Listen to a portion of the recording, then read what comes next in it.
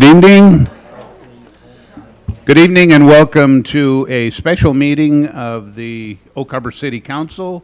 It's special because we normally meet on the first Tuesday of the month. Because of the elections yesterday, it is Wednesday, November 6th.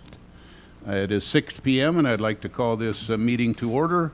Invite you to stand and join us in an invocation tonight led by Pastor Warren Brown of the Victory Center Church, and following that I will lead us in the Pledge of Allegiance. Pastor Brown. Let us pray. Heavenly Father, God, we thank you for your presence in our lives. God, we humbly ask that tonight you bring peace to this meeting, bring understanding, let it be productive. God, Lord, I pray that you bless every city official, God, our first responders and all those who serve, our teachers, our educators. God, we pray your blessings over our city council, and every decision that's going to be decided or go forth tonight. In Jesus' name we pray. Amen. Thank you, Pastor. Please join me in the pledge. I pledge allegiance to the flag of the United States of America and to the republic for which it stands, one nation, under God, indivisible, with liberty and justice for all.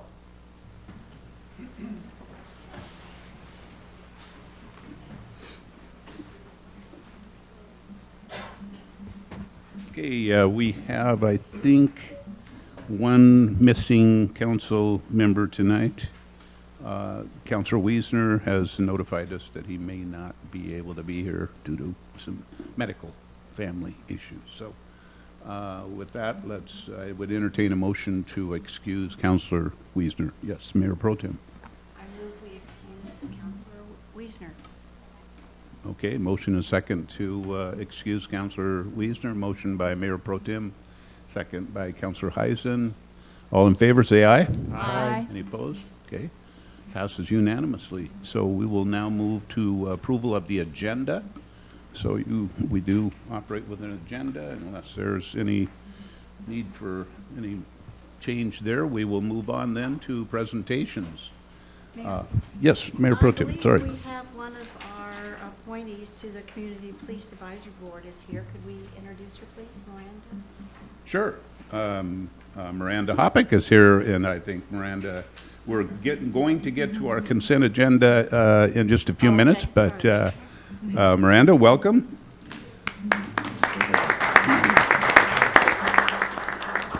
So that is the Community Police Advisory Board, and thank you for your willingness to volunteer. We have no proclamations this evening, no presentations, so we'll move immediately to our citizen comment period. At this time, citizens may comment on subjects of interest not listed on the agenda or items listed on the consent agenda. To ensure comments are properly recorded, please state your name clearly into the microphone and limit your comments to 3 minutes to ensure all citizens have sufficient time to speak. So, citizen comment period open at this time.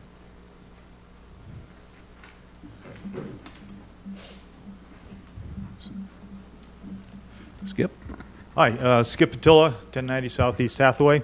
I'm here today with my wife Casey for the North Whidbey Community Harvest. That's our annual community Thanksgiving dinner over at the Elks. Once again, we serve from 11 until 4, and we also deliver meals. So if you know of anyone who can't get out because of an illness or whatever reason, and if they've got family or friends coming, call our dinner request and volunteer line, which is 360-240-9499, and leave a message with your name, telephone number, and a brief message whether you want dinners delivered or whether you want to volunteer, and someone will get back to you. This is truly a community event, and it's funded solely through the donations of the community businesses, organizations, and individuals. And it's also run by volunteers. We are a 501c3, so contributions are tax deductible, but we still have a need for volunteers in all the shifts. Once again, we start setup at 9 in the morning. We also have a setup period from 6:30 at night on Wednesday, but 9 in the morning till 11. We start serving at 11, then shifts go from 11 to 1, 1 to 3, and 3 to 5. And once again, I've been promised by Ray Merrill that the fire department will be there pending any calls that they may be on. They're great. They've been there every year and helped out, and we just love them. So hope to see everybody there.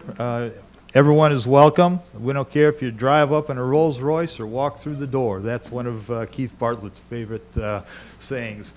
All are welcome to participate in the Thanksgiving dinner with us, and we hope everyone has a very happy Thanksgiving. Thank you. Thank you, Skip. So other citizen comments? Okay. All right, so my name's Nicholas Green, and I'm here to talk about the Uber situation in the city of Oak Harbor. It's been, I think, more than 30 days it's been banned or blocked from the Uber app.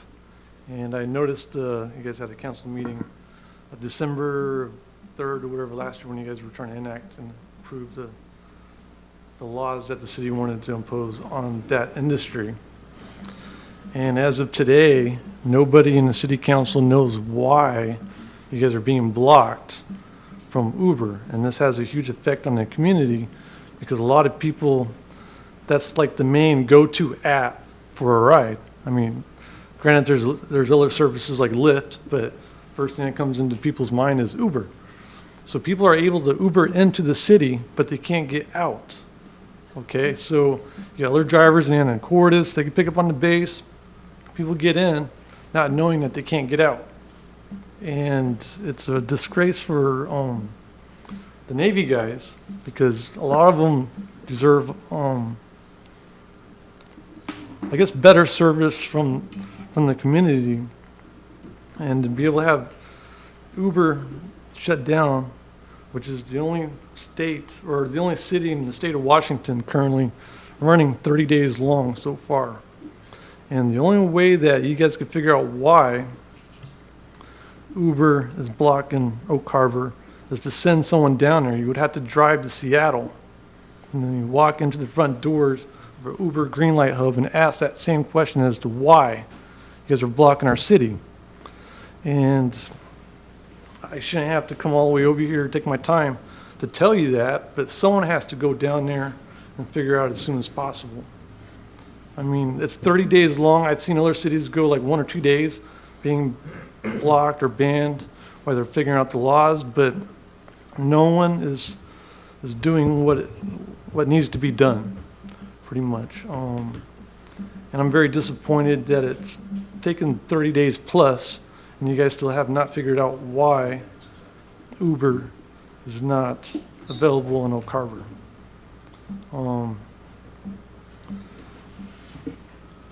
And I came across a unique award. I'm going to give this to the city.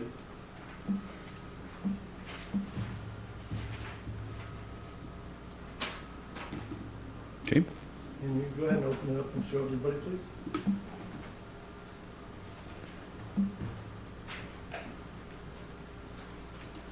Special Snowflake Award. Okay. And that just kind of shows,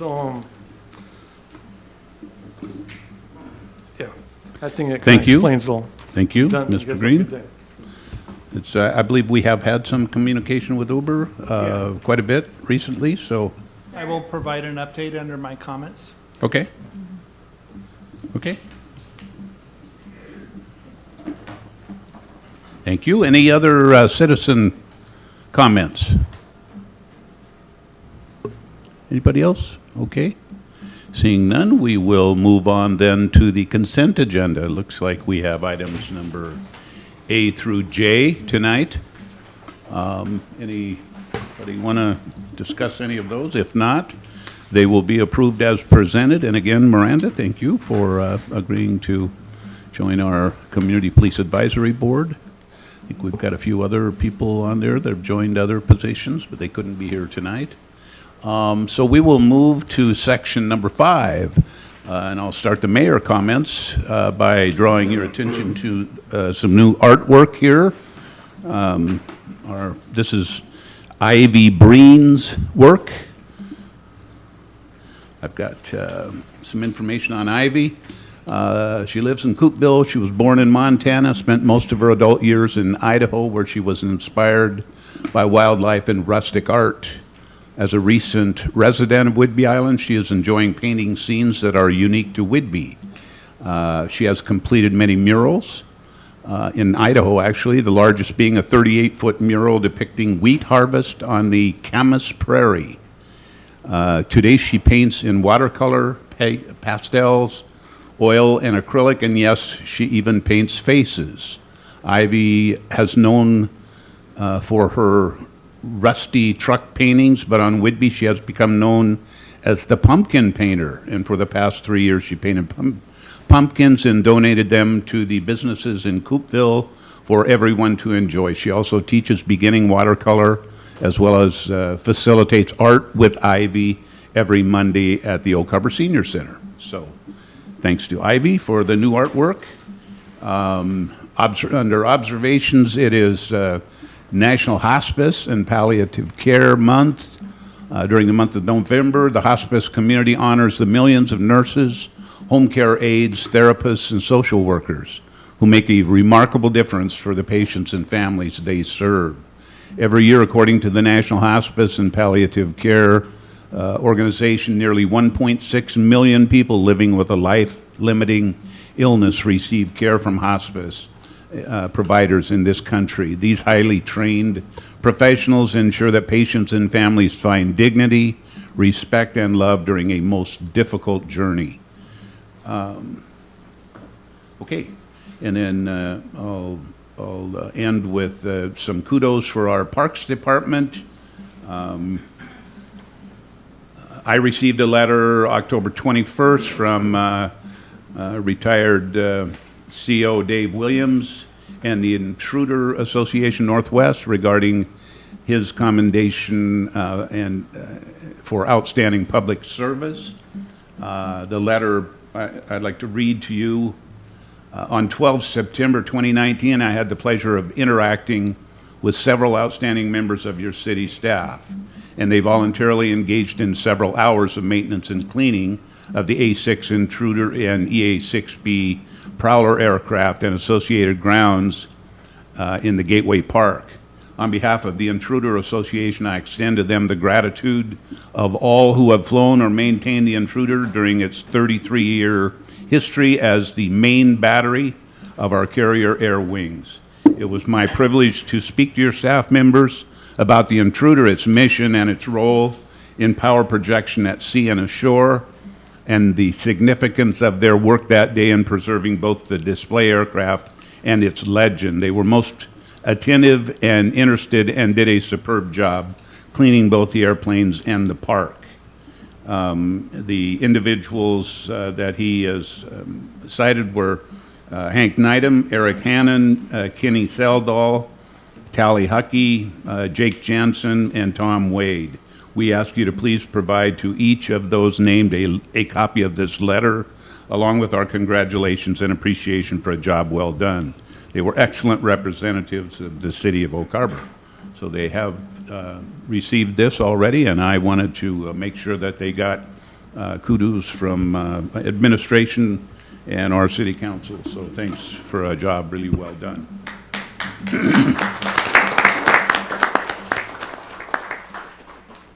So I think at this point that concludes my comments. So I'll turn to council now for comments. If you've got any, okay, Councilor Servadius. Thank you, Mayor. First and foremost, in case no one noticed, we had an election yesterday. And so what I would just like to say is I'd like to thank everyone that put their name in the hat. Win, lose, or draw, that's very difficult. My 8th grade daughter today, I picked her up and she notified me she had ran for Honor Society and she didn't get it. And it was a very hard afternoon for her, and it just got me thinking about, things that I've run for. Win, lose, or draw, it doesn't always work out. But to all of the candidates that stepped up, I just appreciate their time and willingness to be willing to serve and help out. Second piece, I don't think we've addressed this, or maybe Blaine, you will in a report, audit. If not, I will. We got a clean bill of health, and I was just very excited, having gone through business audits myself and even a personal audit, and it came out perfectly fine, no change. You know, those folks go in there and they're looking for, they're trying to do their job. So when you can come out with minimal or no comments, that's a big deal. And so we just went through that as a city, with the state, and clean bill of health, so that was very exciting. And kudos to Patricia. I didn't see her if she's out there, and her staff. But thank you for Tally. I need to be careful naming names now. Jessica, whoever else is. Yeah, so thank you to all of them. Mr. Green, I wish he would have stuck around. Normally we don't necessarily respond to citizen comment because we may or may not have information, but I know you'll have information coming up on the Uber thing. I've seen that all over Facebook. And last but not least, the lagoon is all over Facebook. We're not closing the lagoon. Please do tune in as we start this next phase of the charrettes and the open houses for phase 2 of the park. But I saw a lot of dialogue going on about the lagoon, that we are closing it, and that's the reason it was not maintained this summer, because obviously the city has no intent to keep it.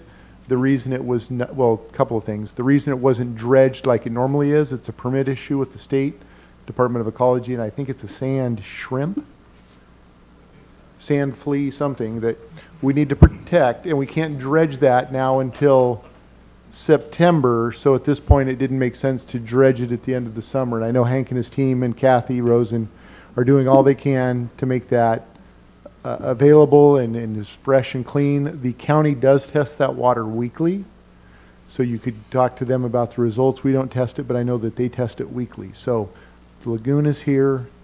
No immediate plans to do anything different with it, hopefully improve it in some way. And the water is tested weekly throughout the summer. Thank you. Okay, anyone else? Okay, seeing none, we'll go to the city administrator.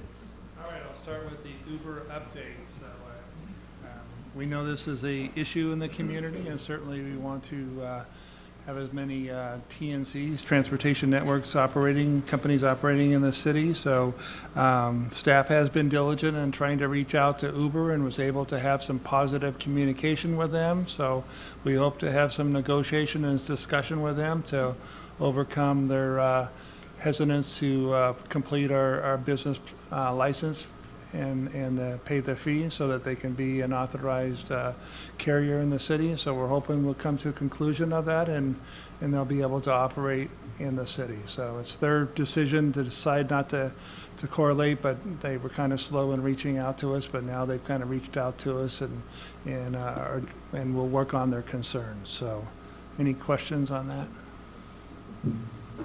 Councilor Heisen. Thank you, Mayor. What is the reticence? I mean, every city has rules and regulations and permits and fees, so what is it about Oak Harbor that they're hesitating about? I Do you know don't what really the want to get in hang-up is? detail with the concerns detail, but there was Okay. some concerns about the language. It didn't appear to be the fee was the issue.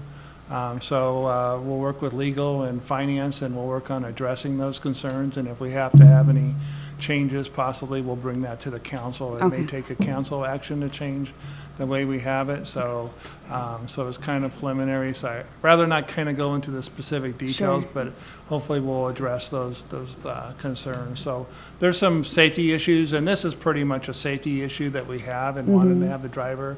Some states have it on a state level, and we don't have that on a state level, and I know that they've lobbied for that, and it's never passed, but I think it's important for us to have those regulations. So we'll work out those differences, and hopefully we'll come to an amicable conclusion, and they'll be able to operate. Okay, that makes sense. I mean, contract language is frequently a hang-up when it comes to all kinds of things. So let us know if there's anything we can do to help. Yeah. Thank you. Anyone else? Okay. And then my other issue is, based upon the election, the city, I know we really appreciate it, especially staff, the voters' likely approval of Prop 1, the 0.2% sales tax for local roads. So that'll go a long ways in addressing our concerns, and we'll certainly keep the public updated on that. And it was kind of a really team effort here in doing the education, and the council's support in doing that. And so certainly something to celebrate, and waiting for the final results so we can make sure on that. But hopefully I'm not getting ahead of myself, but it looks like the preliminary reports are pretty favorable. So that concludes my comments. Okay. Then we will move on to Section 6 on our agenda, public hearings and meetings. To speak during a scheduled public hearing or meeting, please sign in, but you'll still get an opportunity even if you didn't sign in. No need to worry there. To ensure comments are recorded properly, please state your name clearly in the microphone. Please limit comments to 3 minutes to ensure all citizens have sufficient time to speak. And item number 6A is Resolution 1939, Design Regulations and Guidelines Update, Main Street Proposals. And we have our planner with us tonight. Thank you, Mr. Mayor. Ray, would go ahead and introduce yourself. Members of the City Council, I am Ray Lindenberg, Associate Planner for the city. I'm going to do a brief presentation on the Main Street Design Guidelines, kind of run you through the history, and then we'll go ahead and put it to the City Council. But what we have is turn this thing on first. Every time it gets me.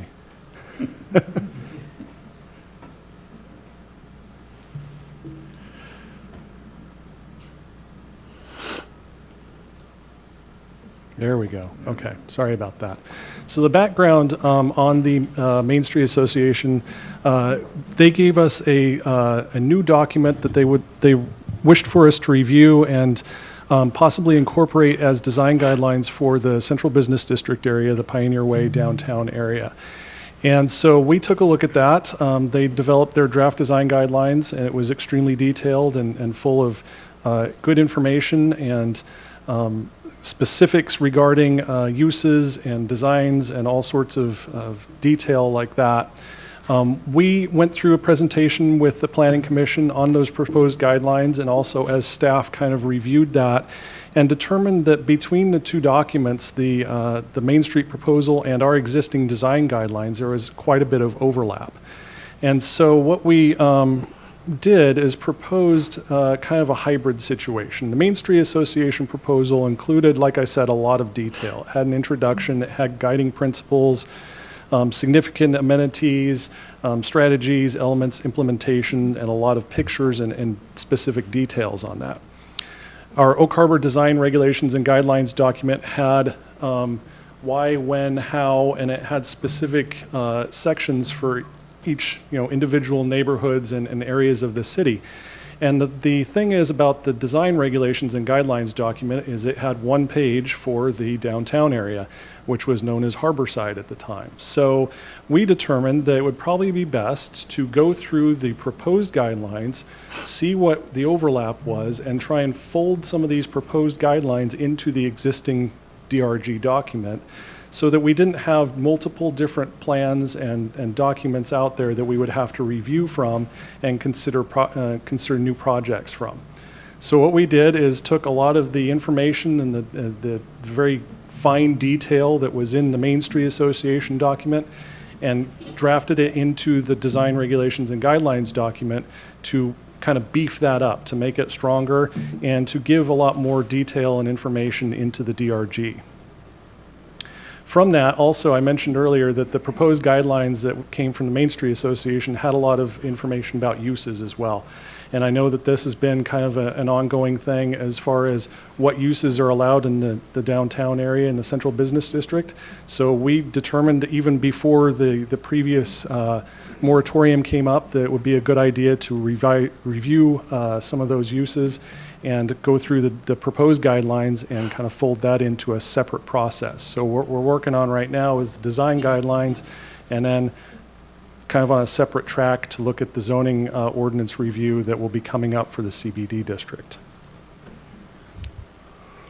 So this is kind of been the process so far. The Planning Commission has gone through and heard all of the information that the Main Street Association presented to us, that staff went through and analyzed and then did a draft of a new DRG section that we've renamed Old Town to reflect the comp plan name for the neighborhood, if you will. And then at the last Planning Commission hearing, they recommended or passed forward a positive recommendation to the City Council. And so tonight we are here to discuss and hopefully have a resolution of adoption for the revised design regulations and guidelines. And so I'm available for any questions that might come up.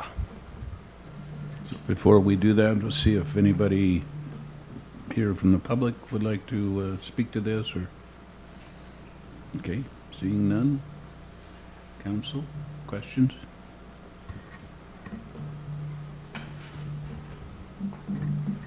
Discussion, motions? Yes, Mayor Pro Just a Tem. discussion. We put a lot of effort in coordinating or trying to be partners with Main Street and to get it going because it gave businesses down there some advantages as far as improving what facades that they already have that go with the era and stuff like that. And they live and work there, and I was glad to see that I actually asked if they could make some suggestions to make the downtown better. And I am really glad that we are working on a partnership to improve and to strengthen our downtown. So I'm really glad to see this. Maybe would have liked to seen a little more, but I'll take what we have right now. You can always tweak it, but I am thankful to Main Street for going through the process and bringing it to staff, and for staff for looking at it. We love options. If you haven't picked that up yet, we love options and compromise. And I am thrilled to see more of a partnership. I do not, and I don't think anyone likes to see silos. We're supposed to be a team. We're not supposed to be fighting with each other. We're supposed to be a team and trying to look for. And I am thrilled with this renewed enthusiasm and our teamship, I guess I call it. So thank you very much for staff and Main Street for bringing this forth and for working together to work out some of the kinks. So thank you on my behalf. Councilor Larson. Thank you, Mayor. I move that we approve Resolution 1939, Design Regulations and Guidelines Update as presented. Second. Okay, so we've got a motion and a second to approve Resolution 1939 as presented in our packet. Any other questions or input? Seeing none, all in favor say aye. Aye. Any opposed? Okay, that passes unanimously. Thank you, Ray. So we will now move on to item number 7A. And this agenda item is a closed record review and decision. Council will review the record generated up to and including the Planning Commission's recommendation. It will debate, discuss, and deliberate without additional input by the public or the parties. No new evidence, no testimony, no new documents, and no argument will be permitted. And this is ordinance number 1887 and resolution 19-32, Hillside Development Center, Scenic Heights, preliminary plat and PRD closed record review. So, Ray, you got that one too, huh? I do indeed. Mayor, if I could, Yes, first, if we could run through the That's right. colloquy. we do have some, okay. Thank you. So Council Rule 19 requires that members of the council determine prior to staff presentation whether the appearance of fairness doctrine requires that he or she recuse himself or herself from sitting on the matter. In light of that requirement, I will ask you some questions. Does any member of this council have knowledge of or have conducted business with either the proponents or the opponents of this particular application? Seeing none? Does any member of this council either have a pecuniary or non-pecuniary interest in the outcome of this proceeding? Seeing none? Does any member of this council know whether or not their employer has a financial interest in the property or area which will be impacted by the decision of this proceeding? Seeing none? Does any member of this council live or own property within 300 feet of the area which will be impacted by the decision of this proceeding? Seeing none? Does any member of this council have any special knowledge about the substance of the merits of this proceeding which would or could cause the council member to prejudge the outcome of this proceeding? Seeing none. Is there any member of this council who believes that he or she cannot sit and hear this matter fairly and impartially, both as to the respective positions of the proponents and the opponents in this proceeding? Seeing none. Has any council member had any ex parte contacts regarding this matter? So let's just start with Mr. Larson and move down the line. Okay, provided on the sheet, there are a number of emails that I have received since this matter was closed. They were sent to all council members. I do read every email that gets sent to me, so I believe you also have a copy of this, and so I would like to let you know that I have had no other communications other than these, but I would like to enter these into the record. Thank you, Mr. Larson. Ms. Wassinger? I too have read the emails listed that went to all council members, read those and did not receive any other emails. Okay. Mr. Servatius? Thank you. I too got the emails, and I've had numerous conversations trying to follow Mr. Thompson's project, so I've had quite a few conversations with him, trying to stay on top of the projects and stay informed. Mr. Olmberg? And thank you. I've had contact with both Terry and Ken Hewlett, Patty Cohen, Jake Cohen, not Cynthia Hoskins, except for she mailed something into the city, perhaps. She did. And I've had numerous conversations with our staff, including you. Ms. Munns? Besides this list, I had a message just sent to me from Linda Wassinger, and I've had numerous emails sent to Blaine Oaksbarn saying, what is this, and what is fact, and what isn't, and trying to catch up amongst my recovery since I wasn't able to get around. So other than that. Ms. Heisen? Other than passive receipt of the emails already listed, none. So is there any member of the audience who, because of the appearance of fairness doctrine, wishes to disqualify any member of the council from hearing this matter? If so, please state the council member and the reason why you believe the council member should be disqualified. Seeing none. Mr. Lindenberg can proceed.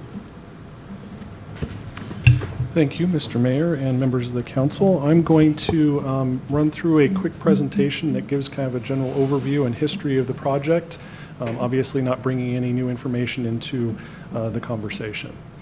So the purpose here tonight is to conduct the closed record review of the Planning Commission's recommendation of approval for the project known as Hillside Development Center, a preliminary plat and PRD. This is some basic project information here. I'm not going to read it all off. The key components of that are the 11 lots on 3.27 acres and the density of 3.4 units per acre, open space, R1 single family zoning. That's kind of your basic backdrop of what we reviewed. These are the two parcels that are involved in the project, located on Scenic Heights Street, Southwest Scenic Heights Street at 2870 and 2910. The project timeline, starting back in November of 2018, the applicant submitted a 6-lot short plat for the one property at the time. In January, the staff and applicant discussed the project and comments for the short plat. Following that, the applicant acquired the second property and then submitted an application for a preliminary plat and PRD for both parcels. On May 9th, that's when that application came in. The SEPA checklist that was submitted at that time was a revision of the original SEPA checklist that includes both properties, and that's what our determination was based on. Following that, in the summer of 2019, there was discussion and comments that went back and forth between staff and the applicant. In August, a second revision was submitted for staff review, and in September, the SEPA MDNS was issued. September 24th was the first meeting before the Planning Commission. That meeting was continued, and then the decision, or the public hearing was concluded on October 22nd with the positive recommendation to the City Council. So, for the closed record review, the council reviews the record generated up to and including the Planning Commission's recommendation. All the information that you have in front of you is up to that October date, and beyond that, we have not included any new information. The council can debate, discuss, and deliberate without additional input, and no new evidence, testimony, or documents will be permitted to be added to the record. The applications that we have under review today are a preliminary plat, PRD, shoreline substantial development permit, a land clearing plan, and transportation concurrency. As I noted previously, the SEPA environmental checklist was issued and MDNS was issued on back in September, and that was based on the information that was given to us on May 9th. That checklist included the full project. The review process, straight out of the code 2120-070, the City Council shall inquire into the public use and interest proposed to be served by the establishment of the subdivision dedications, and it shall make written findings, and that's included in your packet. The review process included the PRD. In the PRD, there are allowed permissive variations based on mitigations measures offered by the applicant, and in this case, they requested a number of variations, most doing with the lot sizes, lot dimensions, and in exchange, they do four-sided architecture and increased landscaping and things like that. So based on the information that we have provided to you and the review of the Planning Commission, the recommended action for tonight is to conduct the closed record review and accept the Planning Commission's recommendation for approval of the preliminary plat and PRD. I'm available for questions if you have any.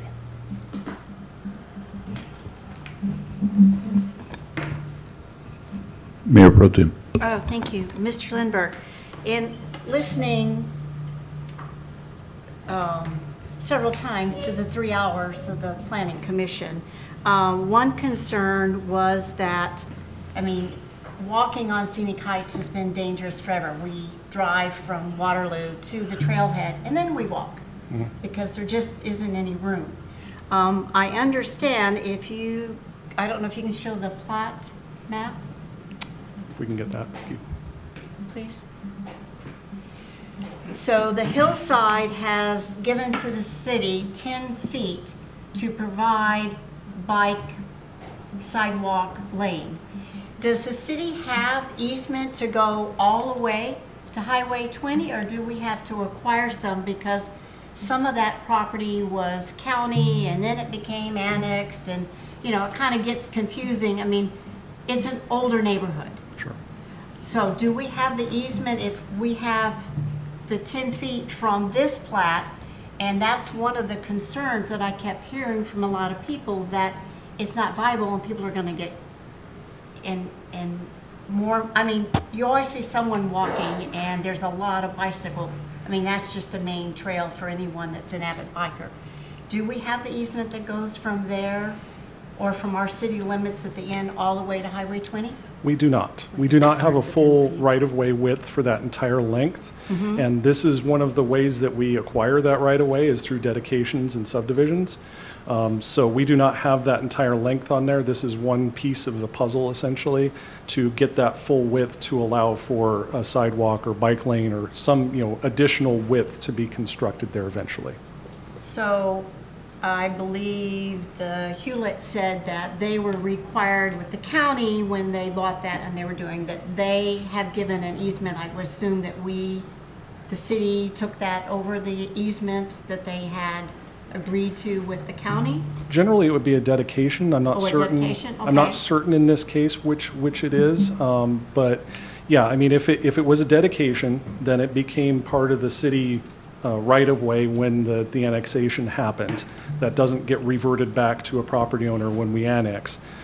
So there are certainly places along there that's going to be a little bit wider than others. As you look at the Right. map, it kind of widens goes, and yeah. zigzags around. So yeah.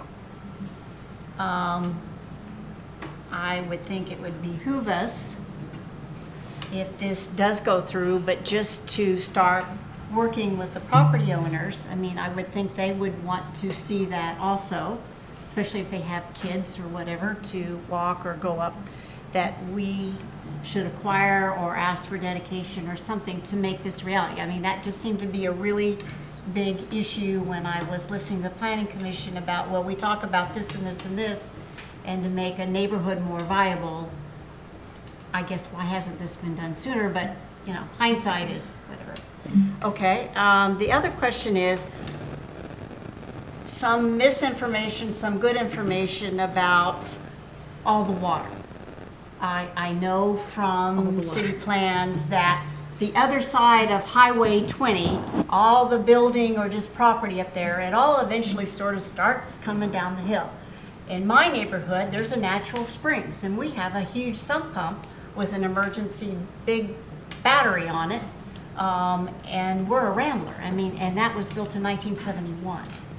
And there are times where you can actually hear the water or go to neighbors, and it just, you know, it just naturally goes down. I know that the city ended up putting in that elaborate system, and the new Hillside, I believe, has a filtration, and the new system that was put in is a pipe that goes past the bluff, so it's not draining down the bluff. The water actually gets taken away from the bluff, and then it goes down. Right.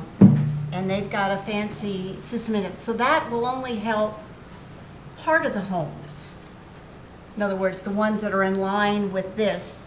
Does that water from some of the other homes that we're saying, well, yeah, we get flooded here or this or that, that's not somehow diverted over to this drainage system that the city just put in? So are you asking where the water from these two properties is going to end up? Well, I know that, but Okay. the whole street was talking about you can't have 11 homes because we already have a water problem. Well, I have a little hard time seeing why the beginning of Scenic Heights next to Highway 20, how that water is going to affect where these houses are. But, I mean, it's kind of there are times where you can go and see on the street and the water's just kind of bubbling up because it has flowed down from whatever, whether it's part of a natural spring. And so obviously the whole street has a problem, but part of the comments I heard wanting to block this project is because it's going to have more water and it's going to make to my opinion, it sounds like it's going to make everybody's property worse because we're putting in these 11 homes, and I'm having a hard time putting my head around that. We have this elaborate system. He's added more. This project will add more to it, to these properties that kind of go like this.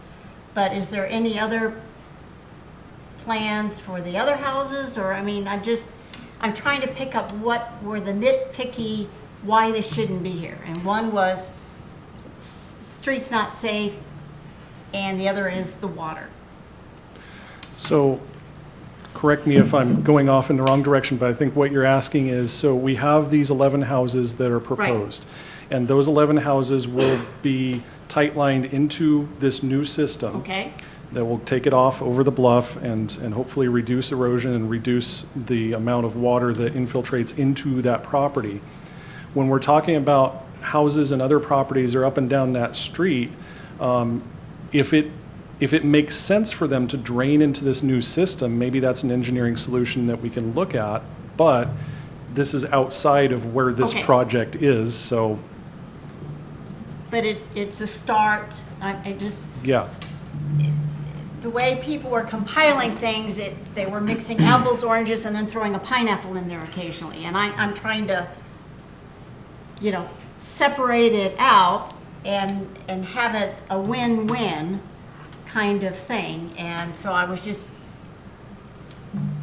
the water's been there for a long time and it moves things, and yeah.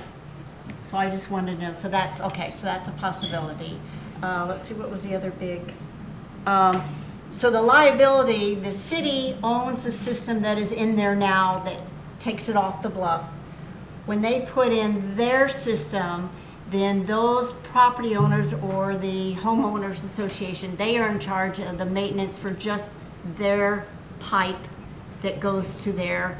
So that's the split in who's responsible for maintenance or whatever. I also heard the city's requiring a manual on how to take care of it, that they have learned from other housing projects, which sounds like a really good idea. So when you, before you sign, here's the manual, remember you're gonna have to pay attention to this. Yeah, that's I would correct. hope it is shown on the front side before they sign, so that they know what they're getting into. But I thought that was a very good idea for the maintenance on that kind of system, and who's responsible for what. That seemed to be a sticky point in a lot of the questions that I was hearing with the Planning Commission and people from the audience on who's going to get stuck with the bill or what part. Okay, thank you. That's all I have at this time. And you followed me. I know I go around in circles and back No, again, but it's good. you followed very well. Thank you. We all speak back. Councilor Servadius. Thank you, Mayor. First and foremost, I want to thank, I think there's 4 of them out there, members of the Planning Commission, unless I'm missing someone. You know, all of these jobs, committees, they're easy until they're not. And after watching the 3 hour and 15-ish minutes that applied to this, the most recent go-around, that's an example of, you know, it's easy until it's not. There's a lot to sort through. So I thank you, as always, for your time that you put in. One of the things that became very clear in watching that video that was a helpful reminder to me was the difference between variations and variances. And although they sound almost identical, there's a big difference in how that's treated with a hearings examiner or internally. And so that was very helpful. Another thank you, I guess, just like Mr. Anderson, who was here a meeting or 2 ago with Gary Oakes, I want to thank Mr. Thompson. This is an investment in our community. As Mr. Allenberg has said before, if it was easy, everyone would be doing it, and all the easy stuff is done. So when we look at the requirements of GMA and the desire, I guess, by the state, and really it probably is a change in the way I think people purchase property, but this desire, at least from the GMA standpoint, to force urban development, urban density.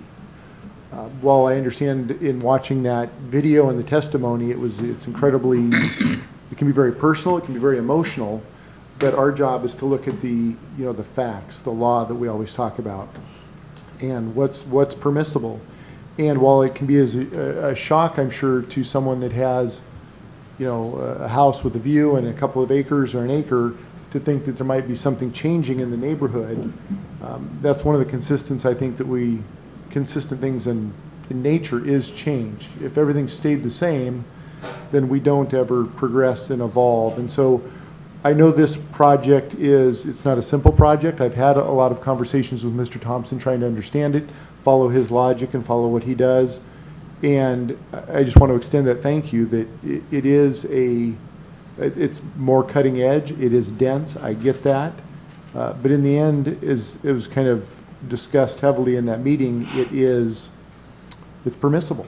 And it's there's no guidance as to you should be at the low end of the range or the high end of the range for R1 density and what's permissible, depending on how you want to look at that. And if you take out the tidelands or not, they're either at the very low end or they're more towards the upper end of the density if you take off the tidelands. So I just once again appreciate the Planning Commission sorting through that. That was an incredibly informative 3+ hours, as well as the material in the packet. And lastly, I want to thank one of our staff members, Mr. Powers, I think brought a lot of clarity to where we're at with a quote. He said, we're looking at a new development in an existing neighborhood. And while that's such a simple statement, it encompasses a lot in that you go through time, whether it's a resident or a commercial business owner, and all of a sudden you have to stop and look at what does the code say. And you might have assumed it said something or that it was always going to be this way, but then when change comes, sometimes that can be very difficult. So I sincerely listened to, and I took to heart the testimony that those folks that live in the area brought forth. In the end, though, we have a piece of property that's owned by an individual or a corporation, I don't know how it's owned, but that has property rights, and we have developed ordinances that dictate really how that property should be developed. And so, unless something drastic pops out here that my peers had to say, I will be supporting this. Thank you. Councilor Almberg. Thank you, Mayor. Well, I agree with much of what Joel said, and also I want to thank the Planning Commission too, because I watched that film, and you guys were up for a long time. I was there, did it, I know what it's like to sit in the Planning Commission meeting and then come up here and maybe get a double dose of it sometimes. But that's of course why we get paid the big dollars, right? Jeff, if you prevail in this election, hang on to your wallet, buddy, because you're not going to make any money up here. The other person who I'd like to thank, or people, is the staff. This is not an easy project. It's a very emotional thing. I know that Blaine, Nikki, Steve Powers, the staff in the planning department with all of you, engineering, these are sensitive things, but we have to go by what is the regulation, what do we have to follow. We have to filter out all of the emotion. Much to my chagrin, I have to support this because all of the dots have been, all the I's have been dotted, all the T's have been crossed technically. There were a lot of violations out there for work being done without a permit, and the staff had to go through that and remedy that problem. I don't like those egregious, basically disregarding the law, thumbing their nose at the city and says, I'll do it on my own. I'll cut those trees down. The hell with you. That's about the way it went. And I understand why people get really angry about that, because it's like taking a stick to a hornet's nest and smacking it again. And I think anybody who plans to be in this community for very long might want to take a look at how they approach all of their projects in the future. And not only do you have to go by the law, start to finish, you have to consider the sensitivities of these communities too. Thank you very much. Councilor Eisen. Thank you, Mayor. Slow. I have a couple of questions. I've gone through the application and the response from the residents, and thank you, everyone who submitted your concerns to the city. I mean, that's why we put the big yellow sign out there and ask for your feedback. And I'm reading all of the compiled information, and that was very time consuming, so thank you. And again, thanks also to the Planning Commission. We don't pay you guys nearly enough, really. That was a lot of meeting. What I'm seeing, the concerns that I saw the most in what was submitted to us was density, which was addressed, water runoff, traffic, and the bluff stability. And I'll start with the traffic. The transportation concurrency is addressed, but the only thing I saw about it was they acknowledge that this will create additional traffic and they will pay an impact fee. So other than paying an impact fee, what if anything will be done to actually mitigate the number of vehicles, or did the traffic study not indicate that anything needed to be done? Tell me more about that. Yeah, the traffic study indicated that it would not create a failure situation at any intersection nearby. So there was not any mitigation required based on that. Okay. The impact fee is, to cover kind of general improvements throughout the system. So there wasn't anything specific to the project that would fail, essentially. Okay, so no red flags there in terms Right. of congestion or, okay. Right. Perfect, thank you. That answers my question. And in terms of the bluff stability and the water runoff, if I lived on a bluff, that would be my number one concern, for sure, especially Scenic Heights. So I'm seeing some conflicting information. One of the letters of concern expresses concern about the distance from the bluff, and the findings of fact says that they're all located 73 feet from the bluff on page 398. And then page 396 on the drainage paragraph, it says that it addresses the drainage and runoff by saying the system is designed to reduce erosion. Who makes this determination? Who is the one that goes out there and makes sure that this is happening and that it's compliant and that it's done right the first time? Right. This one was kind of an unusual case. What we had in this situation, and what we always have, is an engineer that's been contracted by the applicant, and they submit their information. They do their study. They're a licensed engineer in the state of Washington, and they submit that to us. And in our department, our engineers take a look at it and say, yes, this looks good, or no, it doesn't. In this situation, we actually contracted with a third party to do a third-party independent review of the essentially the applicant's information, but also the comments that we had. And so that third-party review, and through the full process, we were able to come to a conclusion that they meet the standards and meet the requirements that we have in our code, and based on professional opinion, that there will not be issues with it. The thing is about it is when you have bluff retreat, you're building for a certain time period, so. Thank you. It's good to know that there was a third party Yeah. without a dog in the hunt that was overseeing that information. So in terms of the 35 conditions, it's recommended that we approve this project with 35 conditions. Again, who is responsible for making sure that all 35 of those conditions are met? How you personally, will you be out there mucking around and? Ultimately, it's city staff, and Yeah. whether that, there are certain specific portions of it that will be the city engineer, or, myself, or whoever, whatever kind of field it's in, essentially, and we will determine that all of those conditions have been met, and then there will be, a sign off on that. And there are certain ones that will happen during, the civil plans and during the construction of the street and things like that. And there are certain others that don't happen until the very end, like going out and making sure they put in as many trees as they said they were going to put in, things like that. So I can't say it's one person, it's not one person, but it's a variety of people from city staff that will ensure that is taken care of. Thank you.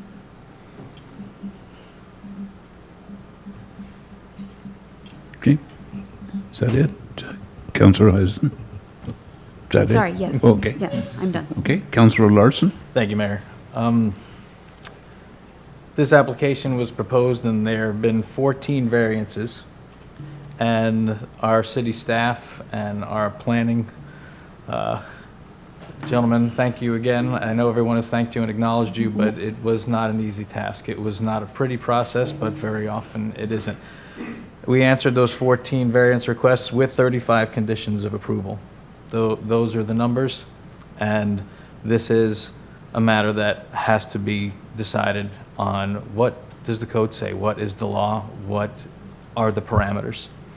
And with those variances and with those conditions of approval, with the eyes of our engineers, our staff, and the Planning Commission, the experts have come to the conclusion that this project ought to go forward.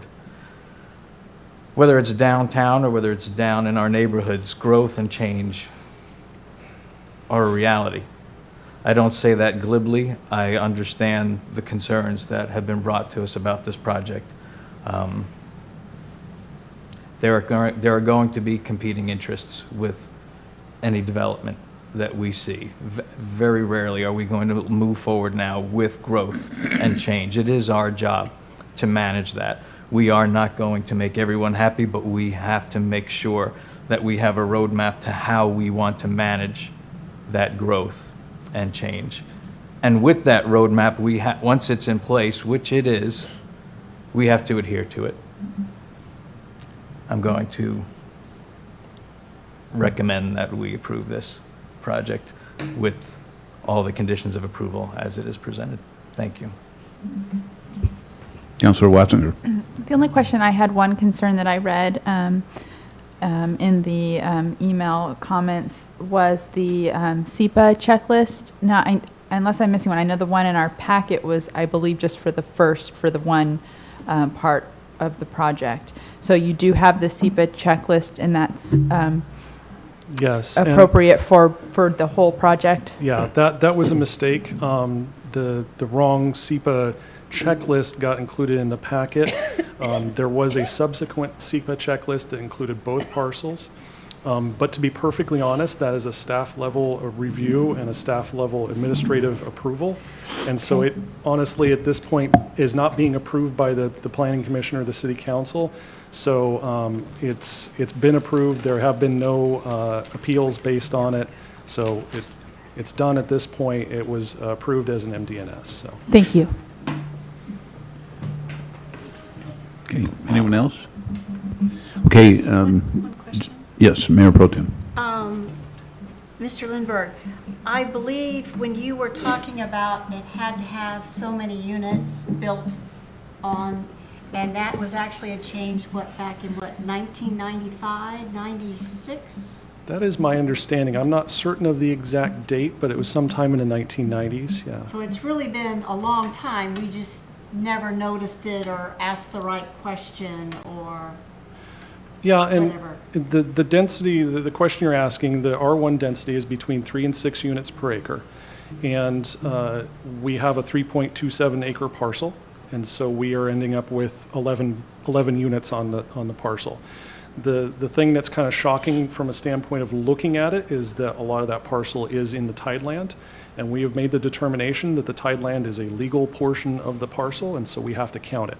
And as pointed out earlier, even if you take out that tideland area, it still falls under the 6 units per acre. So either way, it's still quote-unquote legal between that 3 and 6 units per acre. Okay, thank you Yep. very much. Councilor Servadius? Thank you. When we get ready, do you need, Nikki, does this need to come across as a motion for the ordinance and a motion for the resolution, two separate? Okay. That was, okay. So, I guess before we go any further, I also wanted to thank the Planning Commission. I watched that same deliberation, and my hat's off. That's I wish we could double your salary, but I guess if we did, it'd still be the same. So, thank you very much for a lot of time and a lot of hard work. I, for one, during my time on City Council, so much appreciated the Planning Commission kind of running the blocking scheme for council, it seemed like. And I felt a lot better when the Planning Commission had deliberated and